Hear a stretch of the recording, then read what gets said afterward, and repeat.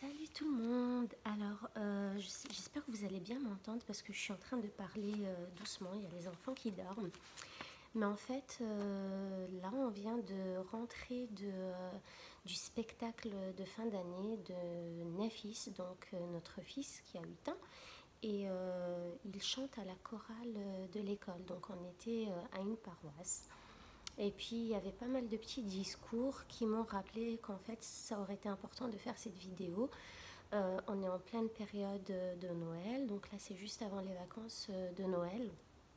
Et en fait, voilà, il y avait un paroissien qui a parlé des cadeaux, qui a un peu conseillé les gens sur comment faire des cadeaux, sur ce qu'il faut arrêter de faire, ce qu'il ne faut pas arrêter de faire. Et puis ça m'a rappelé qu'en fait, oui, ça c'est un sujet très important et qui fait partie de notre vie aussi, qu'en fait, qui nous a aussi pas mal ouvert les yeux il y a pas mal d'années et qui nous a fait changer les choses. Et du coup, je voulais vous parler des cadeaux. Alors, pas forcément de Noël. Bon, nous, on fête pas Noël, mais il y a plein d'occasions comme ça où on est aussi amené à recevoir ou à offrir des cadeaux. Et du coup, je vais vous dire ce que nous, on en pense, en fait, finalement. Parce que, à la base, un cadeau, c'est censé faire plaisir celui qui le reçoit.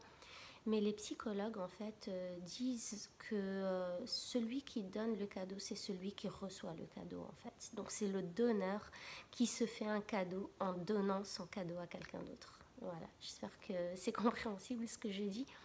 Mais c'est logique parce que quand on offre un cadeau vraiment avec le cœur, ça nous fait tellement plaisir que c'est un cadeau pour nous moralement aussi et dans notre psychologie, ça fait du bien. Ça nous impacte nous aussi. Donc quand on donne un cadeau, c'est en quelque sorte nous offrir un cadeau à nous-mêmes. Maintenant, le problème de nos jours, c'est que il y a des fêtes comme ça, comme Noël, comme la Saint-Valentin, voilà, même les anniversaires, où on se doit de faire un cadeau.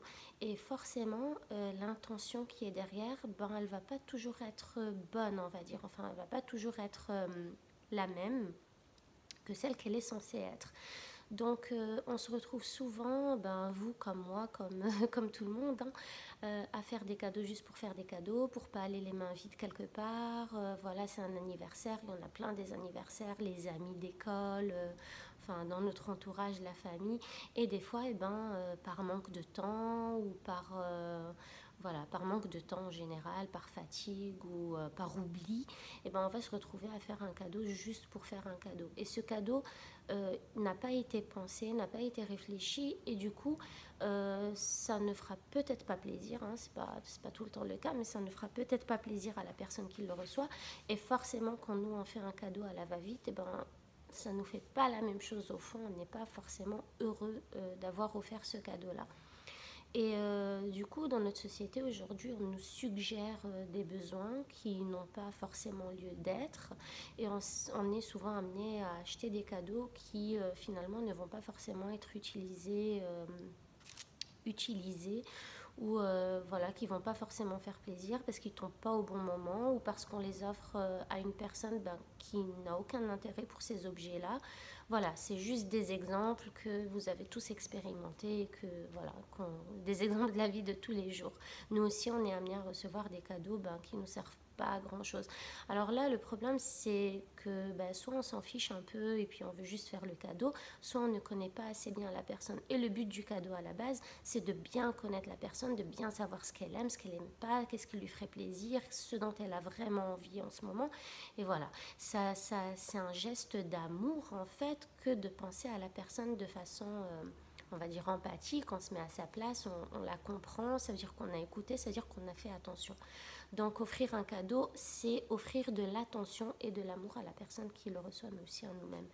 Et voilà, nous, ça fait quelques années déjà que pour les anniversaires, on ne fait pas de cadeaux objets, sauf si c'est des cadeaux qui vont être utilisés ou des choses dont on a vraiment besoin. Donc il nous arrive d'offrir des habits, si nos enfants ont besoin, je sais pas, d'une veste, d'un pyjama, de chaussures. Donc ça va faire un cadeau, voilà, on va faire un cadeau comme ça parce qu'on sait que c'est un besoin réel.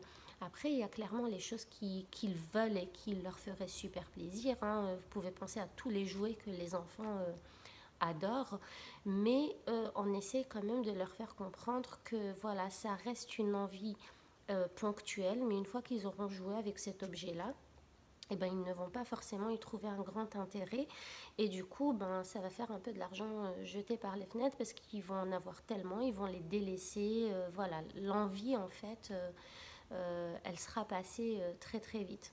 Bah, alors je dis pas qu'on n'en offre pas du tout, ça arrive mais vraiment de manière très ponctuelle et on va cibler du coup les jeux qui vont durer et qui vont leur apporter quelque chose. Alors ça peut être, on peut même dire un vélo, ça peut être une voiture téléguidée par exemple, parce qu'on sait que voilà ils vont jouer avec, qu'ils vont l'utiliser.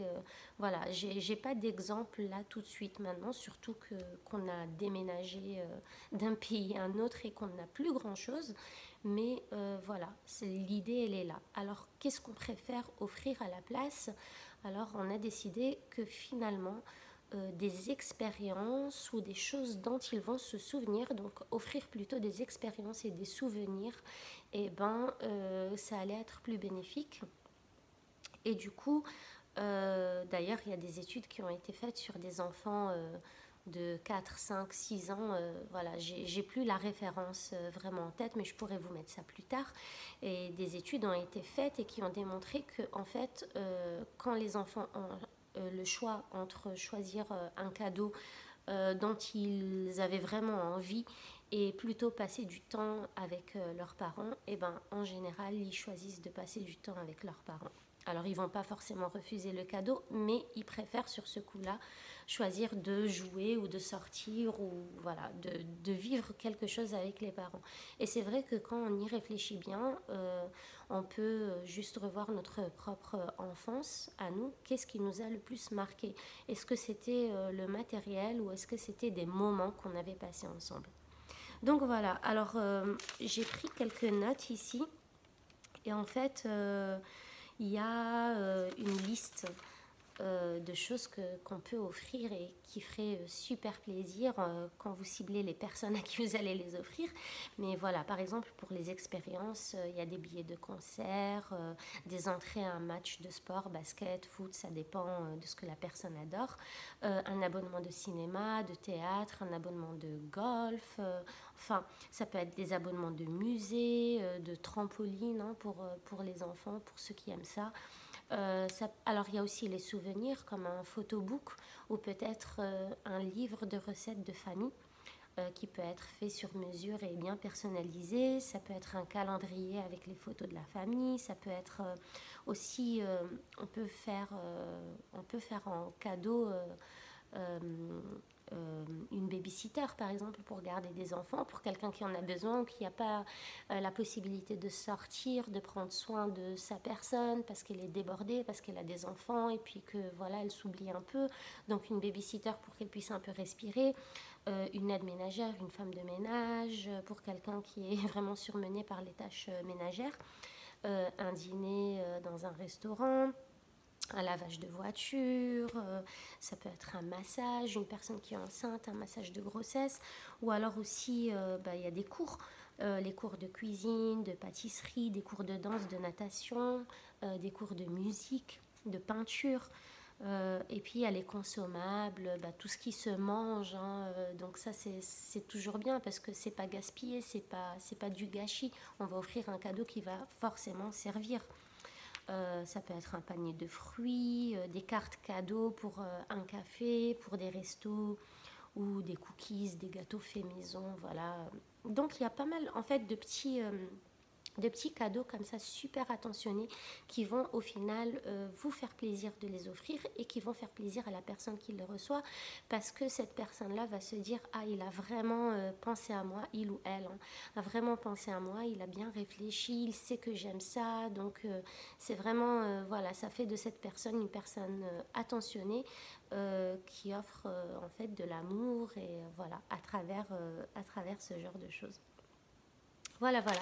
C'était juste un petit message de rappel, on va dire, hein, pour nous tous par rapport à la période des fêtes, qui d'autant plus montre la société de consommation dans laquelle on vit au vu de la hausse des prix pendant les fêtes, qui donc comme on sait qu'on est obligé d'acheter, ben, les prix augmentent, donc on est obligé de consommer, on fait augmenter les chiffres d'affaires. Donc ça donne une connotation vraiment négative en fait au fait qui à la base n'ont rien à voir avec les cadeaux et tout. C'est plus la famille, se réunir, passer des moments ensemble et voilà, se créer des souvenirs.